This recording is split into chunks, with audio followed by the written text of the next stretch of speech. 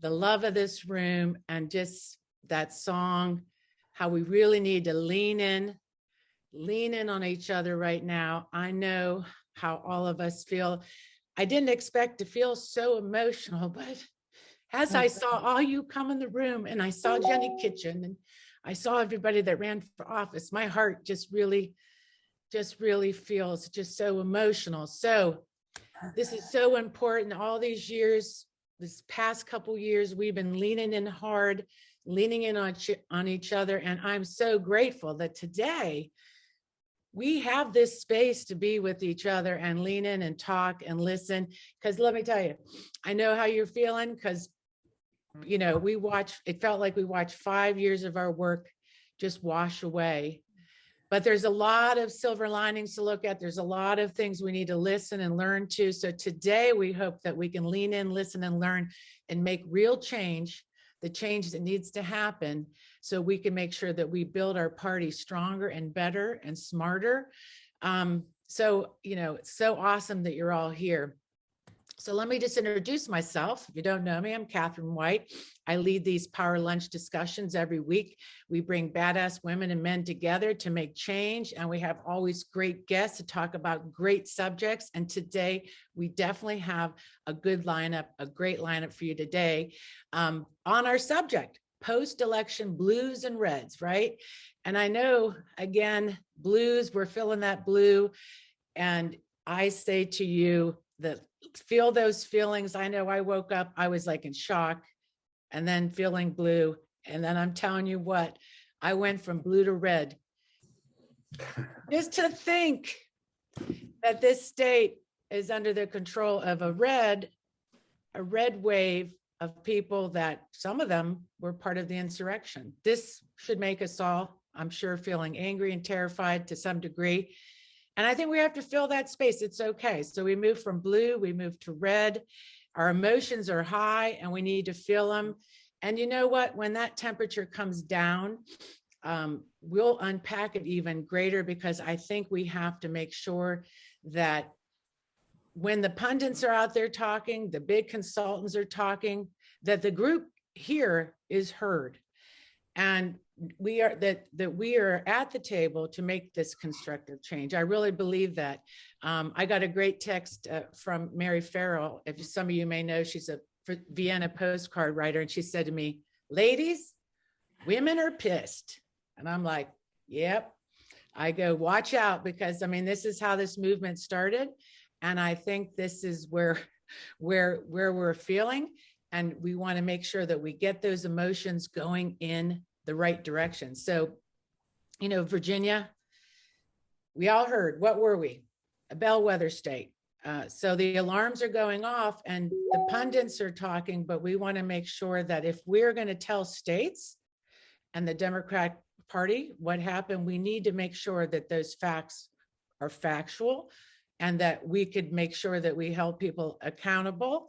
And we are also making sure that the change is constructive, that you know, sometimes people have different opinions of what happened. We want to make sure our facts are on the table too, and that we make sure that we do really come back strong.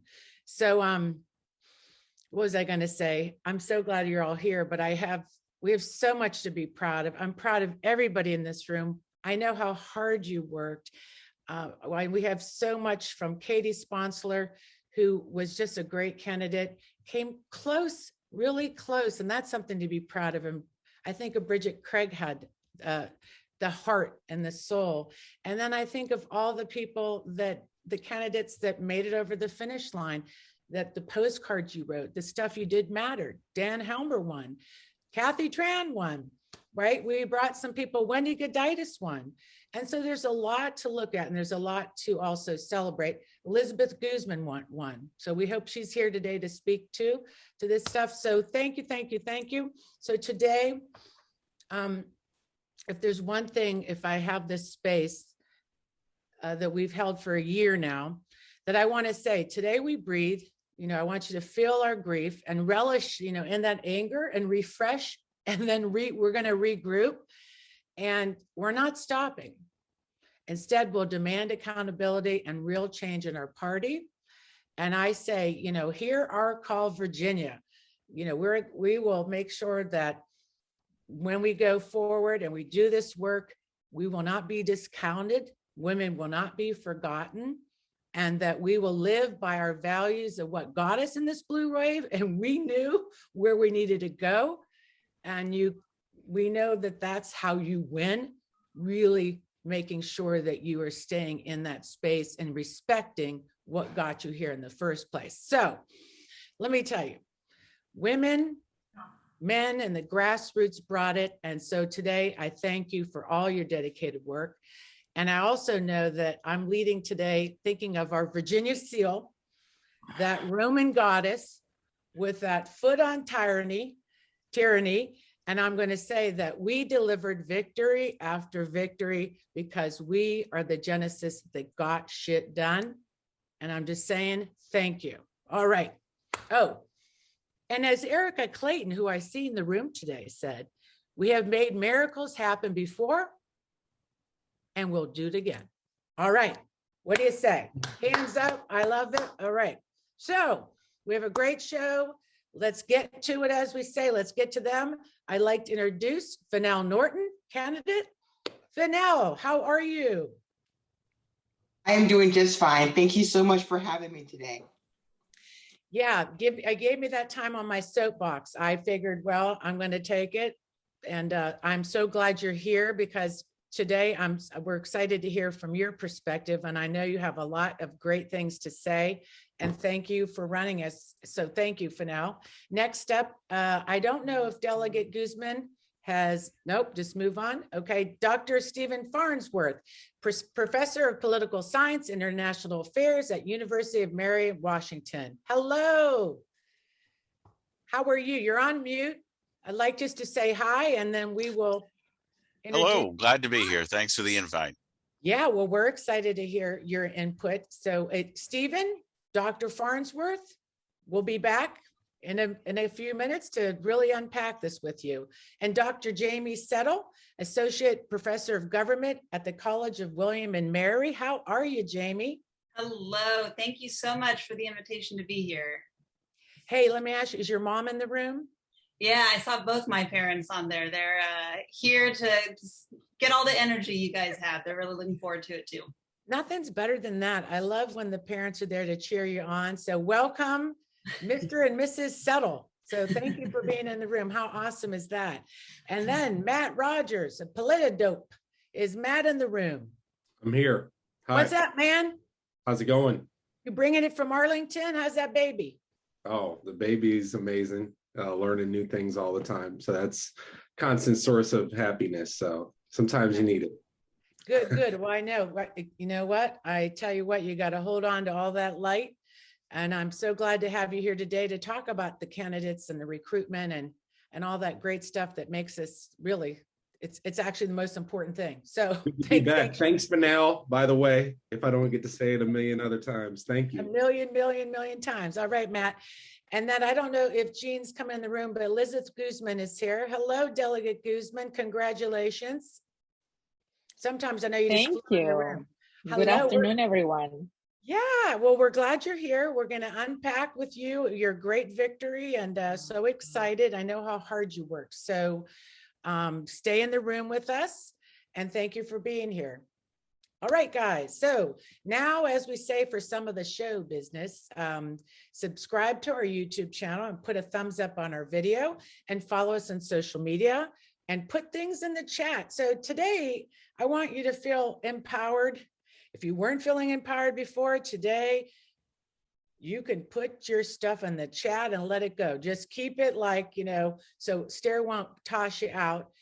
Tell us your feelings, your insights, your input, because this is where we learn is really from each other. And this is the place to stay in the after chat today, because then that's it. We will really get in that after chat. So make sure if you're in the room today, stick around with us, because we will really dig deep in the after chat and become a patron. We are we have a subscription on Patreon, and I know we have Trudy Berry is a new patron, and Stair Robin, do we have another new patron? Thank you, Trudy Berry. Thank you for running, and thank you for supporting us. Anybody else? Trudy is our first one today. We'll see who else comes in during the show. All right, all right. So shout out to my team, Stair, Robin, Rosemary, and Louisa. Thank you so much for bringing the show today. It's awesome. And I'd like to get right to this segment with my friend Louisa, who is head of the Virginia Grassroots Coalition, who is very tired today. Aren't we all? Great to see you. It's great to see everyone. And I think it's okay for us to be tired. Let's be real. We've been sprinting since, the end of 2016. I remember, getting to know Stair as we were preparing for our first Women's March. It's okay to acknowledge that we could use a little bit of a breather. That doesn't mean there isn't great work for us to continue to do, but I want to note that part of what makes us so strong is our relationships. It's our one-on-one relationships with each other. And I do think that because we're always on the go in Virginia, we're in between, we're either in election cycle or in legislative cycle. Sometimes we don't take the time to just re-energize those connections or make new connections. And so I really want to call on people to, yes, we will have time to process this. Yes, we will have time to create strategic goals going forward, but let's make sure we take some time to just reconnect with each other as people, as activists who care, as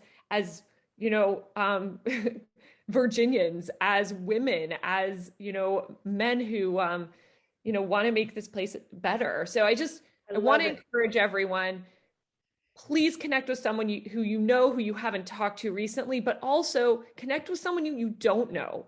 I'm going to have a really great conversation next week with one of our leaders in the rural area in Virginia to say, let's get to know each other. Let's take some time to just have those conversations. And those are the things that are going to pull us through the continued work that we're going to need to be committed to. I agree with you. I have something funny to say. So I'm going to do exactly that. I'm going out to rural Virginia and to a bonfire where we're going to burn shit down and burn things and get all cathartic and just get it out there. So I'm just loving that your recommendation, and we have to find these spaces now just to really let ourselves feel these emotions and then figure it out. So I agree with you totally. So what's on your mind, Louisa, in the sense of like, yes, we can't go right into strategy right away, but looking ahead for you right now, just putting stuff up on there, like thinking about the Senate, thinking about the congressional races, and some stuff that will be on our mind. But I think most importantly is the lessons learned, that when we do unpack this, that we make sure that people have the information so we can really, pivot in the right way, or not just get caught up that it's all about this one thing, Yeah, I mean, lots of things to think about, right? One, we did do very well in certain parts of the state. And I think it's important to acknowledge that we held a lot of House seats that we weren't sure we were going to be able to hold. Where we didn't do as well, which we're seeing in some of the analysis, is the suburbs and the rural areas, which just goes back to this focus on how are we building connections with many of us in Northern Virginia throughout the state to really understand what's going on across Virginia and be able to meet Virginians where they are.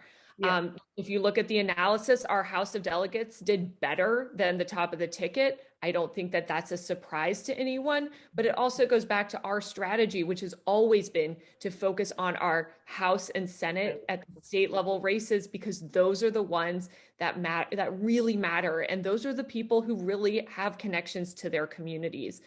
When we're thinking about just moving forward, I've already had questions about, well, what's this going to mean for the legislation? The good news is we still hold the Senate, and that's going to be important. But the other thing to note is this is going to force us, in possibly a good way, to start to know some of our Republican delegates. There are some Republicans that we've been able to work with on issues in the past.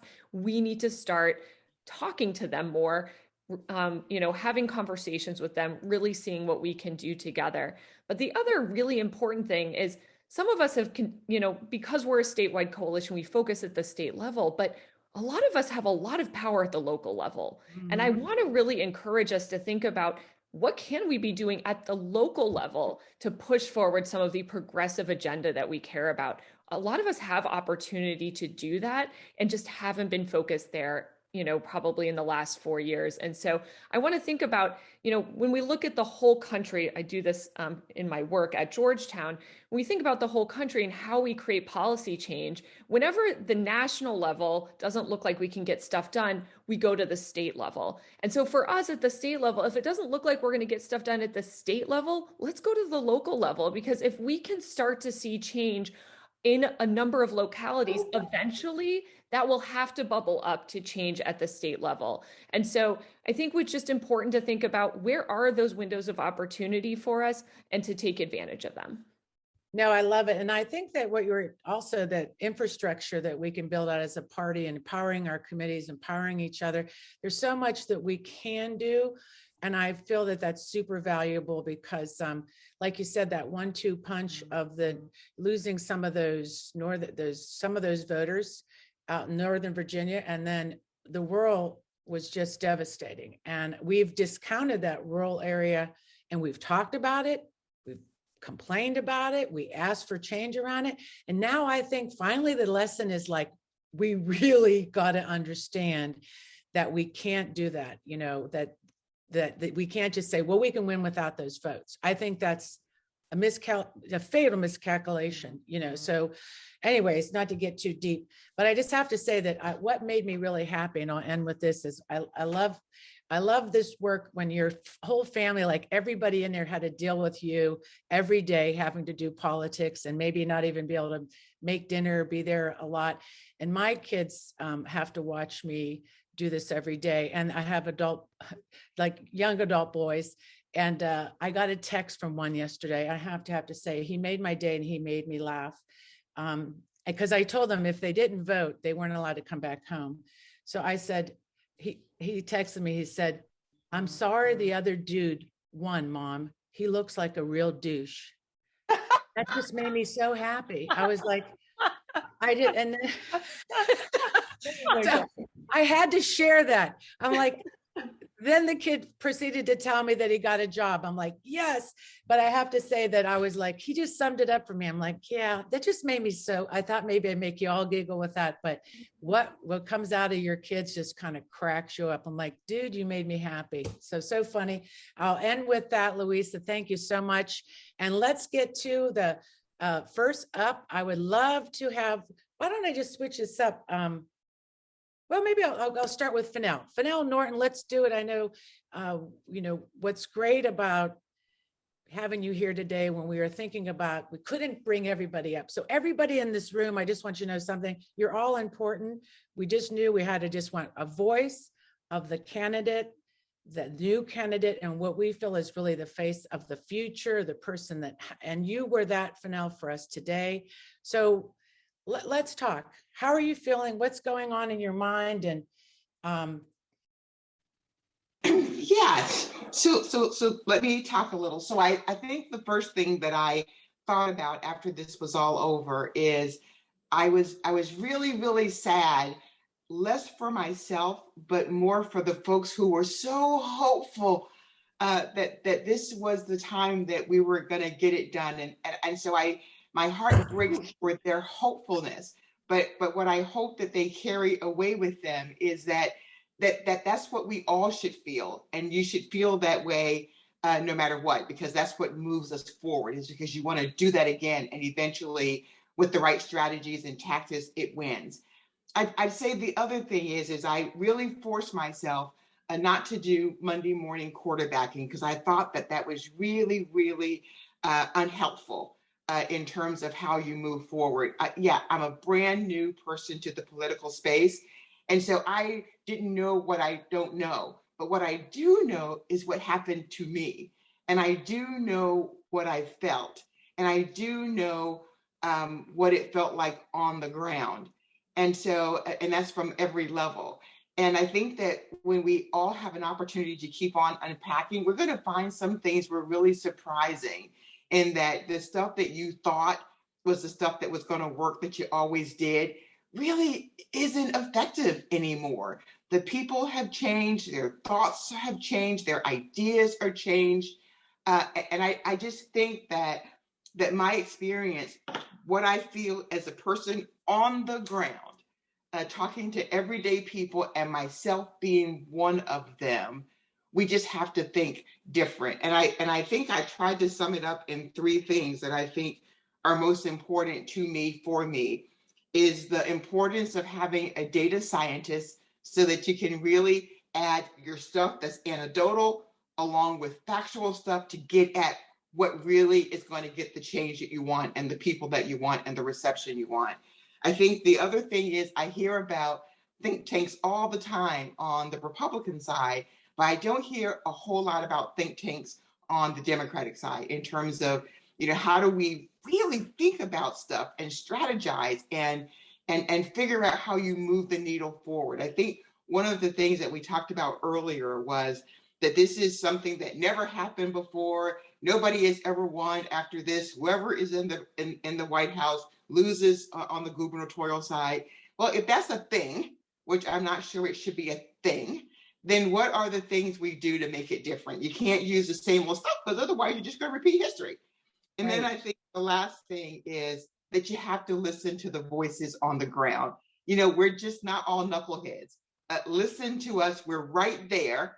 So listen and help us with the things that we are telling you that we are seeing and feeling, because that eventually pushes to the top. Are you speaking like when you're talking about what you saw and you were trying to communicate that to party people? Like, is that what you mean? Not voters talking to you, just to clarify. I am talking about both, about voters talking to me in terms of what they see and feel. And I am also talking to the top of the ticket in terms of, look, we always say that politics is local, and you know what, it is. But there are also some national things that people care about too. So you have to be sure that you are not so rigid that you only talk about one thing. You have to talk about what matters to people. And when the ground is telling you that something is different, then everybody, those on the ground like me and those at the top, need to know when to call an audible. Yeah, I mean, what you said about knocking doors, that you learned so much and how valuable that was. You want to talk about that? Yeah, and so, this is what I say about knocking doors. Some of it is so inspirational and you feel like, oh my God, I'm really getting at what's at the heart of what people's concerns are. And then there's the door knock that you would least expect, that you would think that this person is going to be on your side because they're the voter that you're doing stuff for. And they either dismissed you, they either just snatched the stuff out of your hand, they either were too busy. And that was heartbreaking for me. So there is work that we have to do there because we cannot win without them. So the disengagement that I saw and felt as I was knocking on doors says to me that there is some real work to be done to re-engage people who are tired and broken, and then people who are simply just disinterested, because the other side is not. Right. No, you make very good points there. And there's a lot there to super unpack, because I think we can sit here and just talk all day, and we will eventually get to that spot where we have constructive unpacking of all this stuff. But from coming out of a pandemic, from all the different things, like you said, all politics are local, and a lot was going on in that space. So we appreciate you. The best thing about the power lunch, and it was serendipitous, we didn't know this would happen when we started this, is how so important it came to supporting candidates and having a space like this. And that's something maybe we can replicate in other places that we really need. We really need this kind of community, and it was really important. So thank you for that. If I could just say this last thing about the power lunches, is that you need ammunition to go out with as a candidate. You need fresh ammunition, you need fresh perspectives, you need to know what's going on. And so we get so busy doing other stuff that you forget that you need some education and some guidance and some enthusiasm along the way. So no matter what, there were times I missed it, but I made time for this hour so that I was re-energized to go back out. That is a lesson to be learned for everyone. No, I agree with you. And so much because we have people from Virginia Beach, California, that we can share information quickly, which was really, really awesomely cool. So thank you, Fennell. I know we will be seeing more of you, and we're going to have you back on the Power Lunch. I am certain of that. I would love to have Elizabeth Guzman, Delegate Guzman up. How are you, Delegate Guzman? Great to see you. So tell me how you're feeling. I mean, you've had quite a year. If anybody's been campaigning year round, my friend, you went statewide, fought for your seat, and you won. How are you feeling today? What do you want to tell the room? What's from your perspective on your race, on everything? Well, I would like to start first by thanking everyone here today who helped me, knock on doors, write postcards, make donations, make phone calls. I would have not won without your help. Thank you for listening to me. And when I was talking about that my district was not safe, it's never been safe. It's a competitive district. Thank you for listening to me and pay attention and decided to join me on this journey. Reflecting us when I drop out of the statewide, when I look at the numbers that Biden got, which was 54% of the vote in my district, it was definitely for me an alert that it would be a tough race for whoever was going to run in my district. And as you run multiple times, you get to learn your district. You get to know what works and what it doesn't work. And what I've seen while I was in the primary for my district and I was knocking on doors, I saw Republicans engaging Democrats. They didn't care whether it was a strong Democrat, that they were working Democrats every single year. They just wanted to engage in a conversation. And in my primary universe, when you speak with the strong Democrats, they were making their case to vote for them. Whether that wouldn't work for them, it is still something that we will analyze and reflect about it. I could tell you that I got a couple of sample, polls results in my district, and I'm definitely in Fauquier County. I'm first thankful that I survived the Republican madness in Fauquier County that went 70% to Junkin at the Republican ticket, and I was able to get those votes in Prince William County. And, in a couple of precincts that I look, I've definitely outperformed the statewide. When I was talking to votes, because I engage in the same conversations. So as I was listening to Fennell, and definitely thank you for running, Fennell, and for putting your name out there. It is not easy, to run for office, but there are a couple of things to consider. Number one, I do represent rural Virginia, which is Fauquier County, and I never take it for granted. I know I'm not going to win there, but I know I have to campaign. I know I have to engage those voters who feel disenfranchised. So as I was doing also my campaign statewide, I share those remarks with them. I cannot take those for granted. I go and engage them. I did TV, I did mailer. We knock on doors in there as well to try to get our votes. Traditionally, I got 30% on Fauquier County, but this time I got 29.5. After this Republican madness, I think it's good, and it was a good number. But then what I was seeing in Prince William County was the Republicans were communicating with everyone. Even many of us in the room today received mailers from Junkin, received emails from them. So I realized that they were trying to make their case to Democrats as well that were unhappy with the statewide ticket, to be honest with you. And they said, hey, there's this option about this candidate who is selling himself as a moderate. I immediately, for me, was that I have to make my case to clarify the record. And when they were talking about, public education, I'm like, you know what?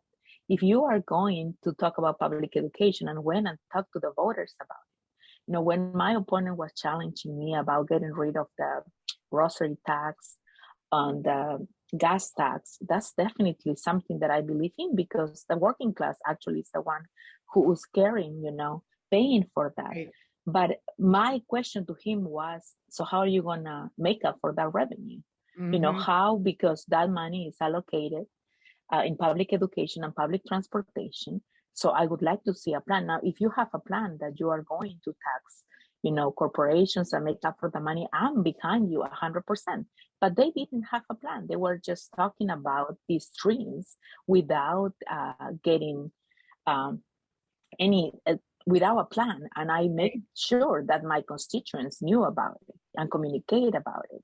So, communication is extremely important. We decided I was not going to convince Republicans, because when we look at the polls, there was only 1% of voters who were undecided. So there was no room for me to go on there and find them. I already identified those who voted for me before who were Republicans, but I decided to engage new voters, new residents, young people. So while I was seeing in my district many young Republicans fire up and getting out and vote with their family members, with their parents, I saw the same wave of young Democrats who were inspired to come out at the vote. So that's something that we did in my district, where you can make decisions, when they are relevant to your district, because at the end of the day, whether you win or lose, the only person who gets without a job is the candidate, and the delegate. So at the end, that's true, right?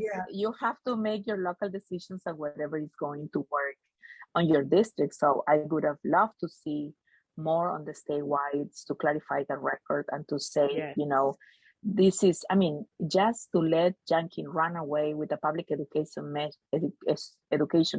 knowing that Republicans have been trying to defund public education for so long, even to, abolish the Department of Education in general. It was it was hard to watch. And I saw somebody commenting about emails. Yes, they did purchase emails from many of us, and they were not mailing only at the doors, but they were having a strategy as well of emailing voters. And communication, consistent communication gets to your brain. So if you're listening too many times without any source of information, you believe it. It's repeated so many times that you just, okay, they might be right in it. And, getting rid of taxes. I was looking at the Gilmore campaign back when he ran against, Don Bayer, and he used the same strategy.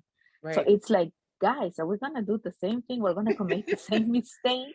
We're not going to clarify the record. So we didn't. And it's like we keep going back and dating the same bad boyfriend. Like we've not learned, right? So it's as far as how I feel, I would say it's bittersweet. It's a victory, and I'm thankful for the voters of the 31st district and for the organizations, including, my union brothers and sisters who were there every weekend knocking on doors, with me, and they saved me. They saved this election. Carry in Action, Cast in Action, Commonwealth Forward. Virginia is for everyone. I don't want to be remiss that if I don't skip anybody, but the door knocking is what saved me. And we definitely need to knock everywhere. And there was a group that I met, the We Unite, they were like 170 that were from New Jersey, from the different unions that came and knocked so much. Unite Here. Mm-hmm. Unite Here was awesome, right? So first of all, I love all these insights, and it's really great to know these things. So because I know a lot of us felt these things. So great to hear, because it's constructive, what we need to do. And I know, like, my neighbor received all kind of mailers from the Youngkin campaign, nice letters, if you weren't watching TV, the mailers weren't talking about critical race theory at all. There was a lot of things where we weren't talking to voters, and we neglected to talk to certain voters for sure. So thank you, Elizabeth, for running again. We will be back in touch, because we would love to sit down and go over this and make sure that we can, as we say, build back better. So, but I want to make sure we get to the next speaker, who is going to Dr. Stephen Farnsworth. He is thanks, Elizabeth. Thank you for that segment. Professor of Political Science and International Affairs at University of Mary Washington, and also your book, Late Night with Trump, Political Humor and the American Presidency. We're going to need a few chuckles here, but let's get to Dr. Farnsworth. You've been watching and reflecting on this election, so we'd like to hear some of your significant takeaways maybe some surprises, some lessons learned. Well, first of all, I want to thank everybody here on the panel. Politics is tough work, and there are good days and bad days for you, no matter where your politics are. But the single biggest problem I think we're facing in this country right now is disengagement. And so that is a really, really important thing for people to say, we're going to be here on Friday, even when it's perhaps not the most optimistic day that we can imagine, and we're going to look forward. I think that one of the things that that's really important that I heard from the candidates, and a special thank you to people who are willing to run, because you put up with so much abuse in public life, and I think that that's such an important thing to do, and it's such a costly sacrifice to make. Win or lose, it's not pleasant. So I do think that that's important. There's one thing that I was going to talk about Jim Gilmore, actually. Delegate Guzman had just talked about this, because I think it's important for people to know that the strategy of being responsible in what you say sometimes is not as useful politically as being undefined, or even perhaps not telling the whole story. And when we have to balance a budget in Virginia, any tax cut, which is sort of like dessert, is going to have to be accompanied by program cuts or other tax revenue somewhere else. And 24 years ago, a governor was elected based on a promise that there would be no car tax. I just paid car tax again the other day. And so what we see here is that the promise really needs to be challenged on the front end more aggressively. I think that is a significant problem, because you have this idea, and I hate to criticize the Democrats, but I do think it's true that the Republicans are tempted to offer voters desserts, and Democrats tend to offer them spinach. And I think that that's a significant challenge to think about and work through. One other thing that I think is really important is to appreciate the issue that came up before with respect to local politics. I think that there's a concerted effort to undermine school districts around this country, to undermine public education in the Commonwealth, and particularly in the outer ring suburban communities around Washington, we're seeing a lot of really, really abusive treatment of people in public life, in school boards. And so, one thing that, I would encourage you all to think about is ways that you can sort of have the back of public education in your communities. It is essential to figure out a way so that quality people will be willing to do this kind of work. And when they do it, they're not subject to a sense that they are surrounded by enemies, because there is, as we know from polling, significant support for public education. That is the school boards are much more positively viewed than you would think if you listen to the screaming voices at the meetings. But I do think that that one other point I would make is that it's and this echoes one of the things that Delegate Guzman just said, the idea that you have to reach new people. One of the things we know from public opinion research is that people don't change their minds very much, and so once they have a fixed opinion, then they're not likely to move away from it.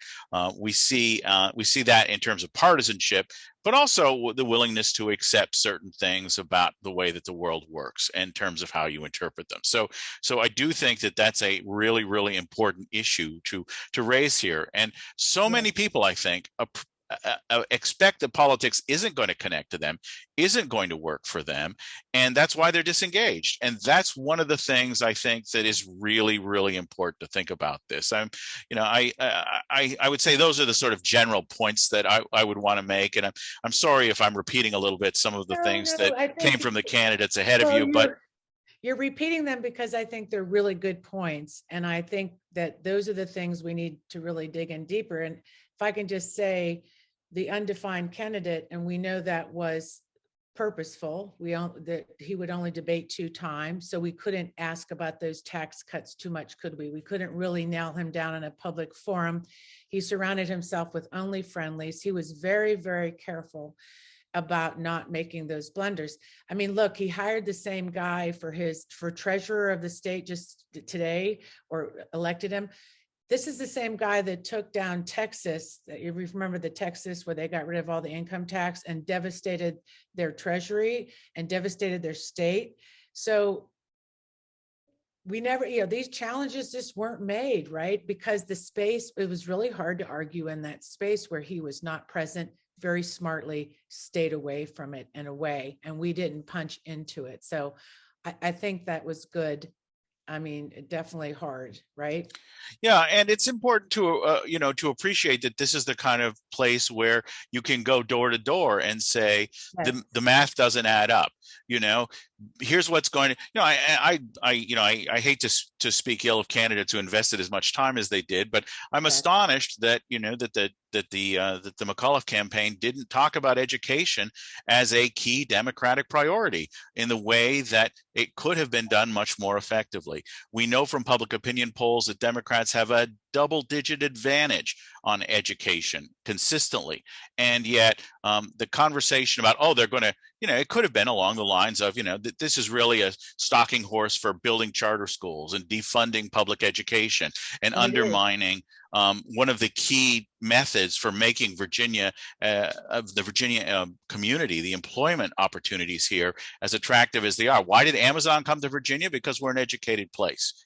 That kind of narrative would have been, I think, really, really important to blunt the reality of the fact that people aren't going to be paying a lot of attention, and that candidates are not going to tell us the whole story sometimes. No, and if you look back in the future, I call it the Anita Bryant 1977 campaign that they ran against schools being the dirty books, the banning of books. This was very much that fear mongering, and we started to counter that instead of, like you said, talking about, Virginia schools are great, and our economy is good. So countering those is important.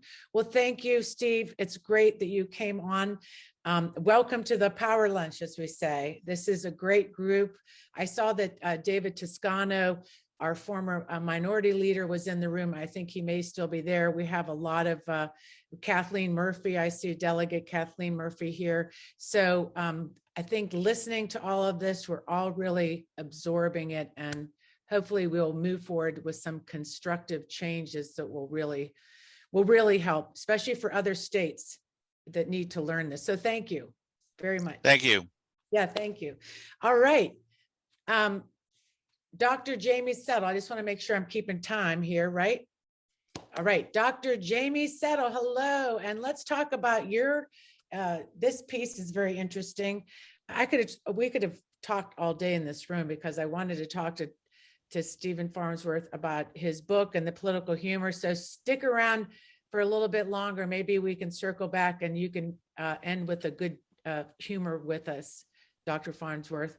So tell us about Frenemies, your book, and what does it mean to study political behavior on social media, and especially in relation to what you're hearing in the room and also in political campaigns and so forth?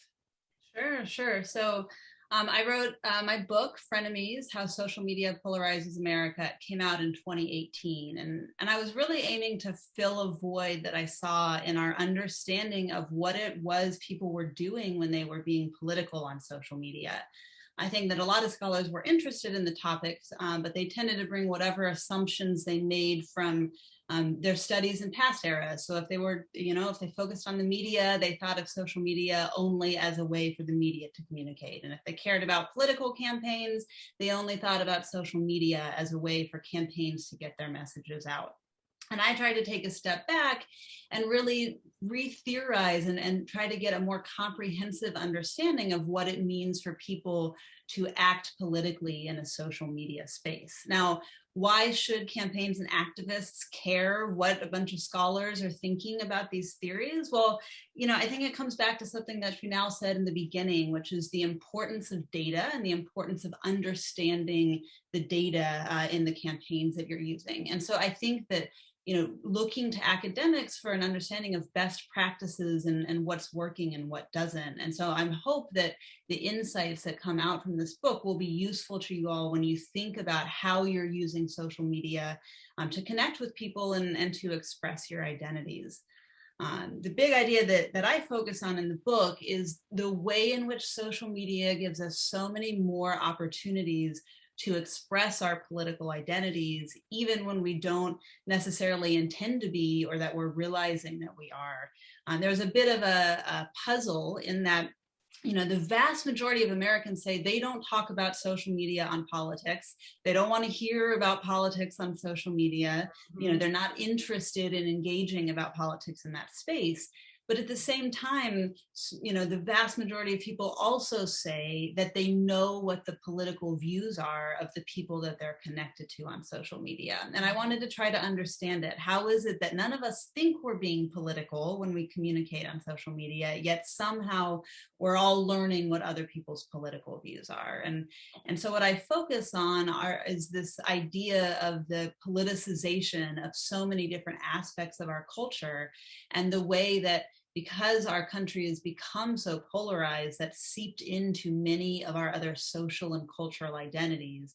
And so when we talk about the things we're doing in our day in and day out lives, we're inadvertently signaling to people what our political views likely are as well. And that's helping people then reinforce understanding of who Democrats are and who Republicans are, and where they fit into that spectrum. Yeah, and it makes me feel like when we see what's happening to Facebook now, and I know you're part of a big collaboration around the research looking about the impact of Facebook on the 2020 election. And I don't know, I know they're really looking at that. So I like your takeaways on that. And also, like you said, when we're expressing our identities, those analytics are picking us up and targeting, and we're being purposely targeted, correct? Well, yeah, I think a lot of people want to blame the algorithms of social medias, but algorithms are designed to optimize our human psychology, right? And so if an algorithm is showing you a lot of like-minded political content, that's because you're behaving on a way in social media that you're spending more time clicking more on that sort of content. And so, yes, the algorithm amplifies the problem, but it has more to do with this notion we have of kind of tribal identity-based politics. Is it the clicks though? I thought too, when you look back on that research, that they realized that the emoji, and more the angry emoji, got people more engaged and directed them to misinformation. There's certainly the role of emotion in social media, and the way that emotion then underpins a lot of these algorithms is a big part of the story. People like to react strongly, and strong reactions are very associated with things going viral.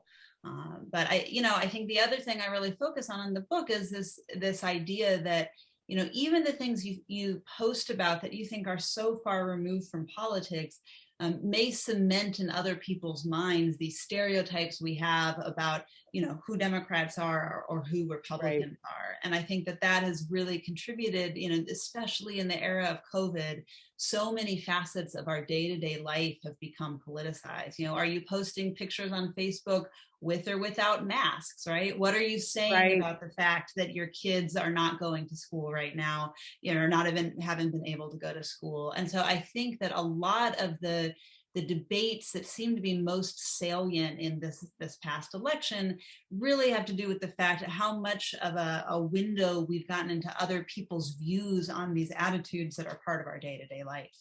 No, I think that's so interesting. And what I meant, what we'll see, what comes with this big meta thing for Facebook, is if people will really stay on Facebook, and if not, what will happen. I know for activists, we use Facebook a lot to communicate in our private groups, and we're on Facebook right now. So, so I appreciate you coming here, Jamie. It's a pleasure to have you on, and your parents are in the room. So proud of you. And so much to say. So yes, so thank you for being here. And I definitely think that, especially in Virginia, it'd be interesting to see if any of that played a part on, some things we could have done better, or ran ads better. But thank you for being here today. We appreciate it. Yeah, my pleasure. Thanks for the invite. Yeah, because we have a lot to get to. I hope everybody stay with us, because we're rocking and rolling, and we have Matt Rogers in the room. How are you to talk about? Let's just get to it, as we say. All right, cool. Well, thank y'all for having me on. I'm no stranger to the show. Nope. So pretty much, if y'all were like me on election night, you're watching likely MSNBC, the awesome Steve Kornacki. Oh, Steve. going down really the western side, west of 95, and looking county. Youngkin and Republicans are running up the score. And that's something that we know is going to happen going into an election, which is why after recruiting a candidate for every single Florida state delegate and Senate race last year, Fergie Reed from 90 for 90 and we went about trying to do the same thing. Many of these people are here today. I know I don't have exclusive bragging rights to having recruited them, but I darn sure talked to a whole lot of them. I'm no stranger to these folks. And, yes. And in large part, we are, as a party, are losing and having elections that are far too close because we're just forfeiting. And it's a shame because you look at some of these state delegate candidates, this is a game of math, right? The percentages at the end of the day will work out how they work out. When you add up the statewide counts. But, you look at some of these people, like my man up here in Loudoun County, Paul Siker, he's getting more votes than incumbent delegates, 17,000 votes. You got people who, Natalie Short, yes. the discussion about, okay, well, if you run candidates everywhere, it's a big waste of money, right? That's what the pushback is. It's ridiculous. It's stupid. It's pushed by people with financial interests in this whole thing. And what happens is it's illogical because you look at what Natalie Short did. She had $5 in her campaign bank account, $5.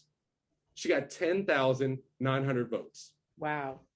We look at the coordinated campaign. I've seen a lot of interesting discussion, and I'm going to leave that for other people because yeah, I've been part of some coordinated campaigns. I know a lot of those people were working hard and working their asses off. Leadership is leadership, and we will have those discussions. But we know, without going too far into it, that these House candidates are all we have, really, in terms of these coordinated campaigns. So where we are not fielding candidates, we ended up having 6 candidates pushed out. We had a great show. Cool. We had I remember we had 100 in the seats, and then we lost 6. What happened? The powers that be were able to convince people that people like Fanal were wasting their time. People like Caitlin Coakley, people like Blakely Lockhart. Why are you pushing these people to run? We're going to lose here anyways. Why don't we just not show up on Sunday to the stadium? We're going to lose to the 85 Bears. Right. And what you end up with is exactly what we got on election night. You get them running up the score, unopposed, nobody having a chance. Terry lost by 80,000 votes. That's a lot. Sorry, mean, it feels like a lot to me. Add in that margin. You add in the increased margins of 6 additional candidates. Right. So we had 2 candidates. One candidate who ceased campaigning months ago got over 10,000 votes. So holding a candidate here, it adds to your math. Yes, I just really don't get it. Why this is difficult for people to understand, but we got to get started. We already got people saying yes. It's going to happen again. People are going to have to, be upset about it, but we're not forfeiting any districts. The fight to take back the majority is already started. No, I agree with you. I think when we say we have to run everywhere, we mean it. And what I love about it, when I looked at all the results and looked at that, people in those districts had somebody to vote for, and that's equally important. And you have to have reasons for people to get up there and get out, even if it's 1,000 people. There are 1,000 people that want their vote to be counted and mean something. So we appreciate the work you do. You have the consulting company you have is Politidope. Politidope, but I'm not so Are busy. you moving on from that, or? Oh no, I'm not moving on. Okay, I'm just asking if you're more recently, I'm quite busy. If people want to check me out on LinkedIn, you'll find out where I'm working. I got some stuff to do.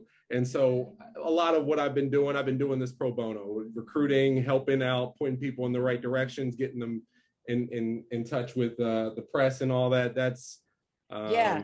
Well, what's great about the heart. room, Matt, is I'm going to say from Fennell to everybody in this room that, like when Luis was saying about the relationships we built, the other silver lining is I have met this year more people across the state, more new friendships that have built power that we're just going to build on and build the party around, as we say, and make these changes. So thank you, Matt. I don't want to forget about, and I didn't know if you came in the room, that our legal pundit, Gene Rossi, is in the room. What's going on? Are you in here, Gene? Oh, hold on. Gene, there you go. I made it. I made it. That's a big one. Oh, it's always good to show up, Gene, isn't it? Let's do some laughing.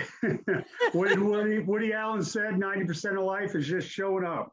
I'll be brief. I only got a couple minutes, right, No, Katherine? go ahead. We're going to go over. I want to tell everybody in the room that you won't want to miss anything Gene says, because we're going to do some all things legal. So take your time. Do your part. Say what you're going to say. Let me just start off with this. I worked for the Department of Justice for 27 years under 9 attorney generals. I am very disappointed in Merrick Garland. I think he has incredible integrity and probably one of the smartest, if not the smartest, attorney general we've ever had. But he's extremely cautious. He is not aggressive. And I'm disappointed in this sense. The U.S. Attorney's Office in D.C., working with the main justice, they got about 30 attorneys combined working on this case. It's the biggest investigation in Department of Justice history. They have thrown a fishnet and charged roughly 600 people. For the insurrection. I got to say this. The insurrection you're talking about right now. Yes, January 6th. I got to say this. The people who charged the west side of the Capitol and engaged in violence and destruction and all that, they should be charged and prosecuted to the hilt. Mm-hmm. But there are a lot of individuals in that net of 600 people that were nothing more than minnows, lemmings, and people that just got caught up in it. Mm-hmm. Not all of them, but a few. And they're treating them like they're people on the west side. That bothers me. And this is what bothers me more than anything else. The person who was the man behind the curtain, the man who put gasoline on that rally, who incited that rally and essentially told them to go to Capitol Hill and fight like hell. They are not investigating Donald Trump. And I got to tell you this, if I were Attorney General, it will never happen, but I can dream it.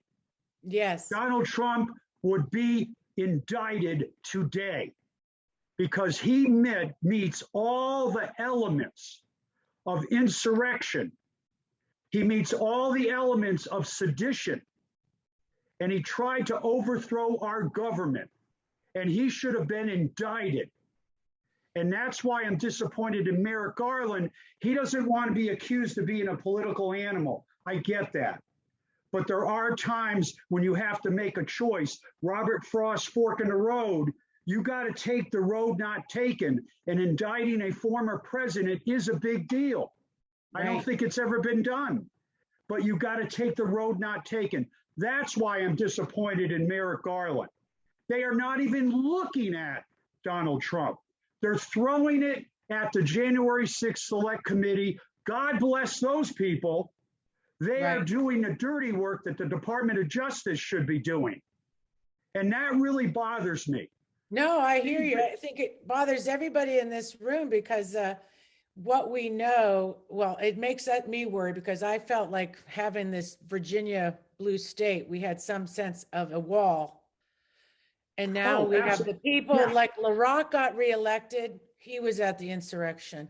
Amanda Chase was at the, and these people are now controlled our state. So, and our attorney general is gone. This is concerning to everybody in the room. And so you're saying, I just can't believe it, that, well, I did hear about Merrick Garland though on the merits, as we say, is that people like him, but he was the wrong person to be in there because he's an establishment person. He's very much like kind of like this idea, like let's not break the filibuster. Let's do everything very much that kind of old school look at this thing, and it's going to hurt our country because we need to hold people accountable. Katherine, don't get me wrong. He has incredible integrity. I know he does, but he is but listen, right. You know, he is wallowing in timidity. He is wallowing in that. He's Hamlet on a Potomac. I don't want Hamlet. I want a decision. Okay, here's something. I want to give you a little hope here. Okay, yeah. Okay, write this down, members of the jury. Okay, August 22nd, 2022. You're saying, what is that? Okay, August 2022 is when the statute of limitations runs on the Stormy Daniels indictment that should have been brought against Donald Trump. Okay, why do I know that number like the back of my hand? I represented Stormy Daniels' old attorney, Keith Davidson. That's all I can say, okay? But I am very familiar, extremely familiar with what Michael Cohen and Donald Trump knew in the days leading up to the election in November of 2016. I know more than I ever want to know. Right. And Donald Trump is guilty as sin. He is guilty as sin of committing election laws violations, because Michael Cohen, when he did his guilty plea, he hit the nail on the head. He was directed to avoid reporting that because of the election. That's a crime. Right. So August of 2022, I'm praying, I'm hoping that the Southern District of New York, which has a draft indictment in the bank, that they can persuade Merrick Garland to pull the trigger. I'm hoping, okay?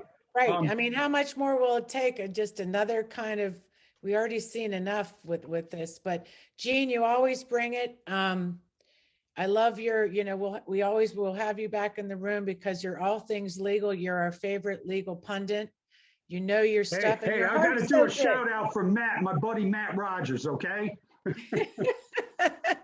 And you know about running for office. You ran for statewide. You know what everybody in the room is feeling. That's how we met, you and I, and we have become friends since. And you are you always bring it. So thank you, Jean, and thank you. So let's thank everybody. It's time. It's that time again, as we say. I don't know about you. I started this today all teary-eyed and all choked up, and I feel good. I have to say to you that I honestly feel a little lighter, and I'm not making that up, as we say. I want to thank all our guests for being here today. What a great way to move through this post-election at GabFest, as we wanted to call it last week, but today we moved from blue to red, and I think we're getting somewhere with these constructive thoughts, and I think we're just going to get a lot, just definitely smarter and definitely stronger. So make sure, I think we got another patron, didn't we, Robin? Did you say somebody else? Who was it? Yes, Ellen Bender. Thank you so much, Ellen. Woo! Ellen Bender. Yeah. Thank you so much. This helps us. It definitely helps us do the show every week. We really appreciate it. So make sure that you follow us on Twitter. We love to tweet. We're taking a tweet break a little bit today. I'm done with tweeting for a while, I'll just be honest. Subscribe to our YouTube channel and then stay for our after chat. Next week, we're going to have a great show. And let me remind everybody, it's daylight savings this week. Do not forget about your clocks. And also next week, we'll have Marcus Simon's going to come on about the gerrymandering, redistricting, that whole commission, another thing to unpack. But how will that affect the elections going forward, right? So we're going to have him on. We're going to have a great show. And then we're going to take a break. We're going to have 2 Fridays off for Thanksgiving. And then we'll be back in the pocket to bring you more great stuff. So next week, show up. The following week, get your turkey ready and then get ready for Thanksgiving and stay for the after chat. We love you all.